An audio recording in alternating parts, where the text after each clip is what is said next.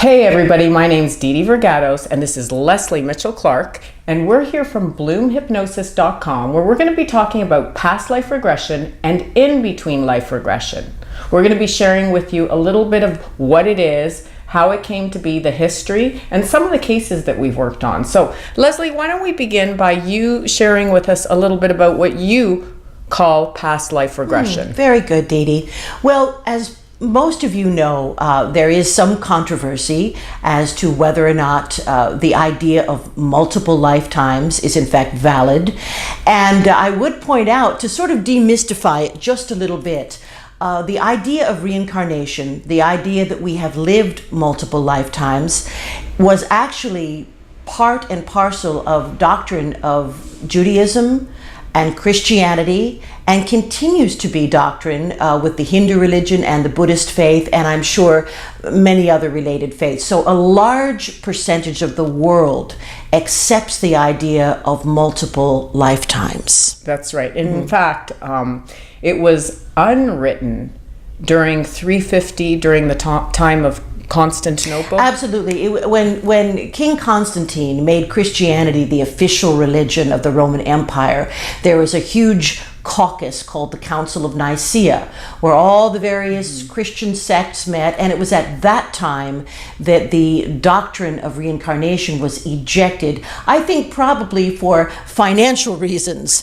because if you can resolve your own issues, even if it takes multiple lifetimes, then you don't need an intermediary to speak to God for you. So they wanted to keep the public basically ignorant and scared. So reincarnation was ejected. That's also the same time that Mary Magdalene became perceived as a prostitute, which she was not. So that's what happened. So it was an accepted part of doctrine. Now, there is still huge controversy between theologians, certainly psychologists, psychiatrists, medical personnel, scientists, as to whether or not the literal multiple lifetime concept is a reality, or perhaps an experience or a process of our subconscious mind. So there is still controversy. However, here at Bloom Hypnosis, we're not really concerned overly with whether or not reincarnation is a literal fact, because what is clearly evident in both of our histories and our experience with this process is the idea of it has tremendous healing power, tremendous power for transformation. Okay, and I'd also like to share some of our case histories with you just to show the impact that has. So I had worked actually with a hypnotherapist who had come in, and I said, so what do you want to work with? And she said that she had this habit of whenever she would join, say, a business networking group or a group of friends, if anyone had ever slighted her, she just would reject that group and never talk to them again. And I found this really interesting because she was a therapist herself. And so I said to her, I said, so does this mean that you leave the group and you've never worked it out with a person? You never gone home and thought about your part and them thought about their part and then gotten back or apologized? And she had never done that, which I found was really amazing. So we did the past life regression on her, and she went back to a lifetime where in fact she was scared her whole lifetime because she had a very, in those days, good paying job. She was working in the kitchen of a castle. And she was so scared to make friends in case something political happened that she would lose her job, that she lived a very, very, very lonely and secluded life. And then consequently we went to another lifetime where the same had occurred. And then we went to the life between life where she had a meeting with the council members. And these are your spiritual counselors. And let me tell you, it was the first time that I've ever seen council members really ream somebody out. They said, you've done this 2 lifetimes and you're not going to do this for another one. And she had her dialogue with them and so on, and it continued. And a couple months later, I said, so remember what you came in for hypnosis for? And she actually couldn't even remember the issue. So as I reminded her, she said, yeah, that's not a problem anymore. So just like that, it's just so profound when we go back to the root cause and we discover where it came from and what needs to be done to rectify that. we can have those kind of miraculous healings. This is a woman who never in her lifetime, she'd cut off family members, she'd cut off friends, and she was basically cutting off her nose to spite her face. So why don't you relay to us maybe some of the cases that you've worked with that have profound healing? Certainly. And, you know, obviously the idea of past life regression and life between lives regression as a therapy is the very idea that we can release these old patterns, as Didi just highlighted in her case so succinctly. I think some of my most interesting cases have involved personal relationships. And that being said, it's a commonly held belief by those of us that work in this area and by spiritual people, metaphysicians in general, that we incarnate in groups. And we change roles as we come into different lifetimes, kind of like a repertory company in theater. You know, one play you're playing somebody's mother, the next play you're playing their sister or their lover or their enemy. So we come in these groups.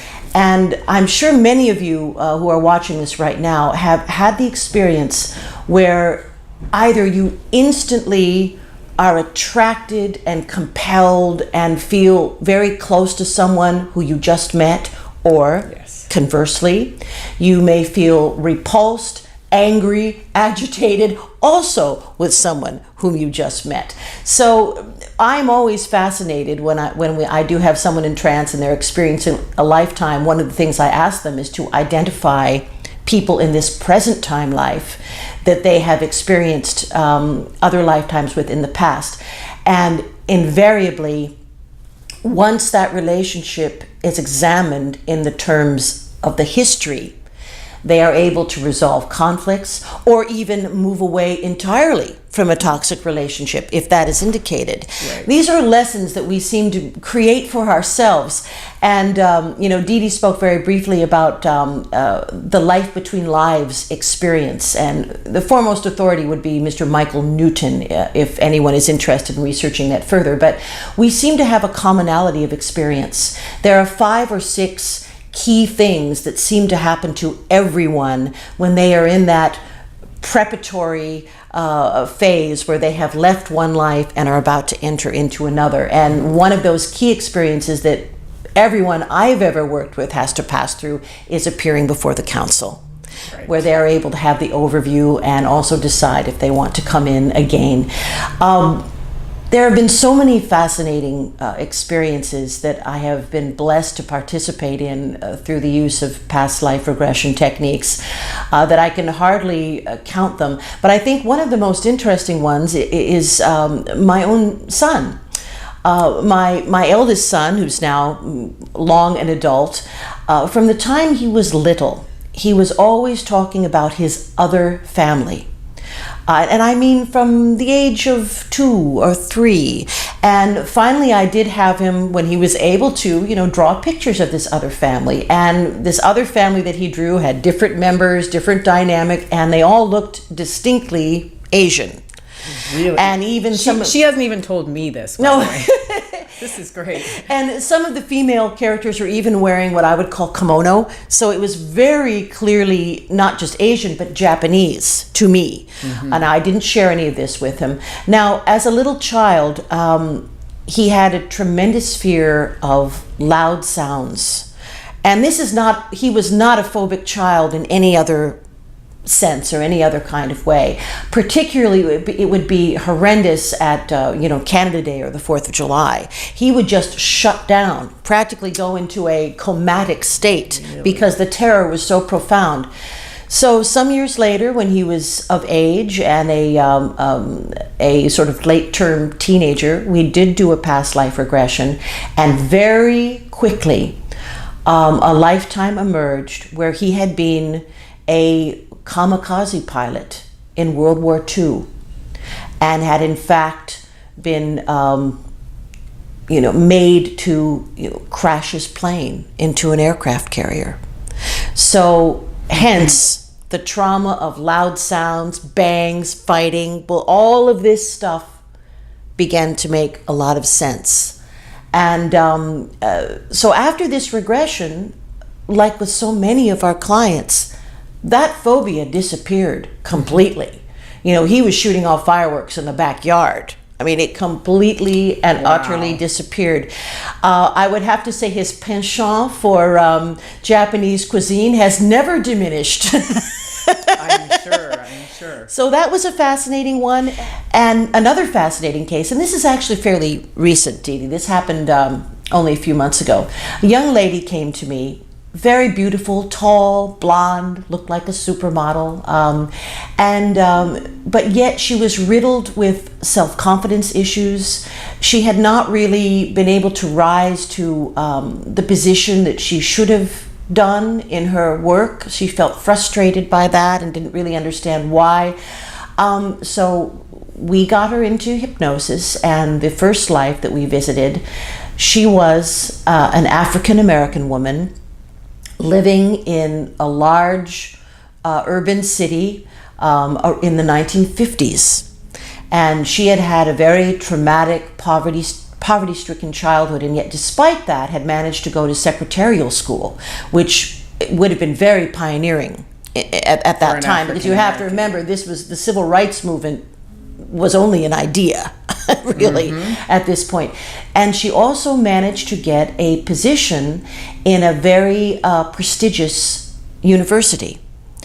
So, however, as you can well imagine, there was no rising beyond a low-end clerical, and I'm sure that she saw many of her contemporaries who were white or whatever, exceed and continue on. She also had she had an illegitimate child, but she was very comforted by her religion. She was very active in the church. So all of these issues painted an incredibly real, complex, detail-ridden portrait. And it's not always that way. We don't always get this kind of detail in the regression process. Right. I found this fairly unusual in the amount of information I got. But of course, this was a very recent past life. Not that more recent lives necessarily yield more information, but we got enough information from that past life regression that not only were her self-esteem issues resolved, because now she was thinking of herself as a pioneer, as a strong, empowered woman who faced adversity, and in the face of adversity built a wonderful life for her and her daughter. We also were examining her current relationship, which turned out to be the same man that she was married to now. Really? So her issues of abandonment with him that weren't based in reality in this life were also resolved. But one of the most fascinating things is we got enough information where she was actually able to find a record of this woman's life. And I love when that happens. Yeah, and I just love it. It's rare. I won't kid you. It's rare, but it does happen. And it turned out to be, I believe it was Chicago. It turned out to be, but this woman that was part of her soul that had migrated from physical form to physical form had lived that life. And in my opinion, you can talk perhaps about keying into the great, subconscious, the Jungian idea, but in my opinion, there would be no other way that so much data could have been revealed, including name, date, birth dates, streets, unless it was a real experience. And that brings up another really interesting thing with past life regression, is that latent talents that we've had in other lifetimes. We've all heard the story of the child that's 3 years old that plays on the piano like Mozart. How is that possible? Well, I think we bring these things with us, and we choose whether to act on them or not. We don't always use all of our stuff in every life, because the idea is to have different types of life experiences. But say in the life between lives journey, when a soul is getting ready to come back into the body, they know that they want to experience a lifetime, say for instance, as a classical pianist. So the choice of parents could be as simple as wanting to have that particular DNA. You could be like Benny Goodman, born into abject poverty with a horrible dysfunctional family, and yet with incredible musical DNA that in fact allowed him to fulfill, his particular life's journey. And sometimes we pick our parents for just the DNA. And I just want to, before I turn it back over to Didi, I just want to say one other empowering thing about the concept of multiple lifetimes is that we take responsibility. It is the opposite of the victim mentality. Because when you really get into this work and you have this experience yourself, you will see that you have made the choice. You have made the choice to re-enter physical life. You have made the choice about who your parents will be, who your siblings will be, and perhaps even some of the major nodes, some of the major events of a specific lifetime. But gone is the, woe is me. I had brutal, ignorant parents. I grew up in poverty. I was an only child. I was alone. All of that victim mentality is cast aside when we can really get to the essence of who we are and the fact that we have the power of choice every moment, every nanosecond. And that you couldn't be more correct in that. So I had, again, another colleague who was suffering a terrible divorce, an absolutely terrible divorce. And he was just beside himself. And a couple of hypnotherapists and I got together and we said, well, we really got to do this for him. So we did. And not only was he able to embrace the latent talents from other lifetimes, he was a big warrior in one lifetime. We could only recall that he had dark skin. And to this day, he's an American blue-eyed blonde. So it's really interesting. But he was some kind of warrior, so he embraced that persona, those characteristics. And when we went to the life in between life, he found out why he had chosen this woman and what his journey was with her. So that made a huge difference in how the divorce proceeded from then on in. Indeed. So, and it was not a pleasant divorce at all, which many of us have heard. Yeah. But again, speaking about, because I love the latent talent thing, people actually speak different languages. Well, under hypnosis, they can. That they have no idea how to speak. Brian Weiss, who is just probably the #1 pioneer in past life regression, talked about a woman who flew in from Japan, I think it was, and she had her Japanese interpreter with her. And at some point she entered into a life as an American, and she began to speak English, and the interpreter began to speak in Japanese. And then when he realized what he was doing, he went, what? Yes. So I just find it so amazing. And there are even cases with children where they were speaking ancient Aramaic or really dead languages that they actually had to take the recording to a linguist to sort it out and figure out what language is this they're speaking. So we have to ask ourselves, how is that possible? Indeed. Well, there are only two options. There's a great unconscious that we all tap into, or this is a real experience. And what you mentioned with the knowledge of dead or ancient languages, I have, upon occasion, also been able to have clients draw hieroglyphs from ancient Egypt, even what would be identified as Ogham, which is one of the most ancient written languages. It's part of the ancient Celtic, ancient Irish tradition. So not only will they display verbal knowledge of these languages, but you can also sometimes get written proof as well. So the thing is, whether we're tapping into some vast unconscious information database or whether it's a past life, it's still amazing. Either way. It is. So we don't, we are non-sectarian. We're not concerned with any religious doctrine or belief system. We have both worked with people of all faiths and all cultures over the years. The power of the process is breathtaking. It is an incredible tool for transformation, an incredible tool for resolution, for change, for fulfillment. And whether it's a metaphor, whether we're tapping into the Akashic records or whatever, or the giant computer, or whether these are literal experiences, it's irrelevant to us. Yeah, it doesn't matter, because in the end, when the client gets the profound healings, the insights, the abilities to transform their lives nowadays as a result of experiencing the past, that's all that matters. Indeed.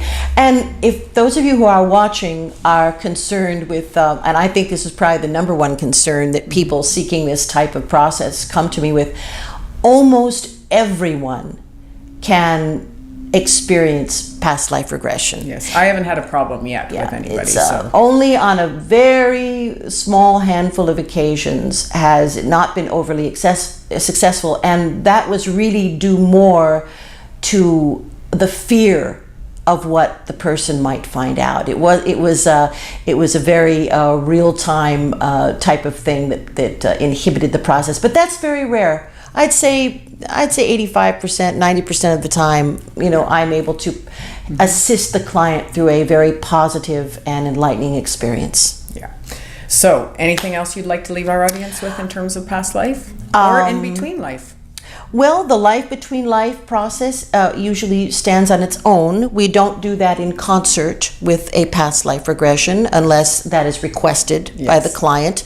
But more commonly, the interlife regression, which you can call it, is even longer and more involved than a past life regression. So to give yourself as the client the maximum beneficial experience, I would recommend doing this in 2 separate sessions. And regarding the interlife, it can be great in clarifying one's life purpose, because a lot of times we are born. Sometimes we're aware of our life purpose, sometimes we're not. Sometimes we completely get off and take another path, and we're confused and we're not happy. Yes. We may be even depressed and hopeless because we've lost our path. Yes. So the interlife and exploring that is really, really valuable in finding out one's life purpose and getting back on your path. So Indeed.